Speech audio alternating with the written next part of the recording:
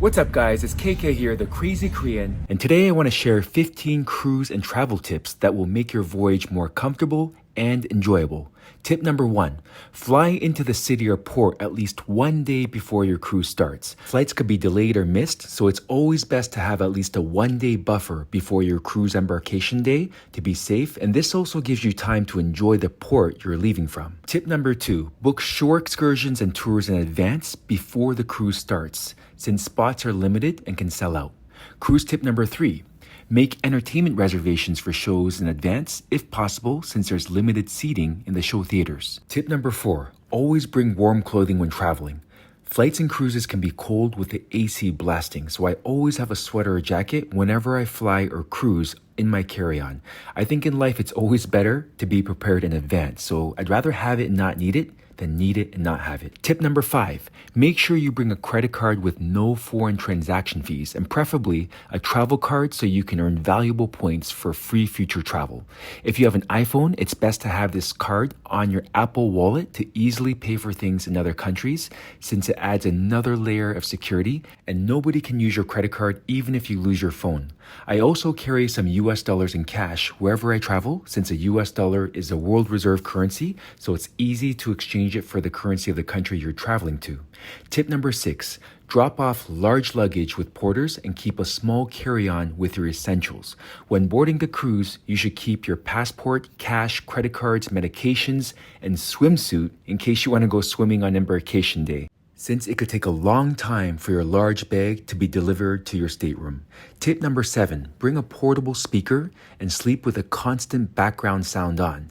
This helps you sleep deeper without being woken up when there are small noises. The walls on cruise ships are very thin, and I can easily hear my neighbors talking. I also wake up whenever I hear a door shut or hear talking outside my cabin, since I'm a super light sleeper. So I personally sleep with the white noise app, and there are many sounds you can choose from. Tip number 8, bring the allowed amount of alcohol or wine on embarkation day, since that's the only day you'll be allowed to bring alcohol on board. Usually it's a 1 to 2 bottle maximum depending on the cruise line, so check the limit for the cruise that you're on. Tip number 9, don't eat at the buffet on embarkation day. It will be super packed and chaotic. Instead, go to the main dining room that's included with your cruise, since it will have a lot less people and be much more enjoyable. Cruise tip number 10, make dining reservations when you get on board for the specialty restaurants. It's better to have a reservation even if you don't show up, and specialty restaurant reservations won't be chargeable if you don't show up. Tip number 11, eat and order more than one main dish in the dining room. Food is unlimited not just at the buffet, but also in the main dining room, unless otherwise stated. So generally, you can order and eat as much as you want. So it's fine to order more than one appetizer and more than one main dish if you like.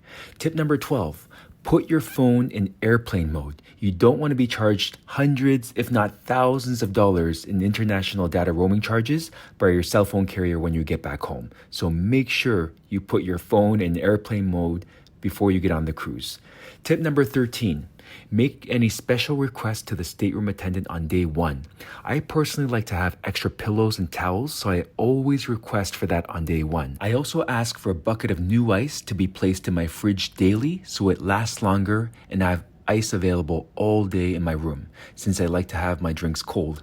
Another thing I like to do is tip my stateroom attendant in cash up front.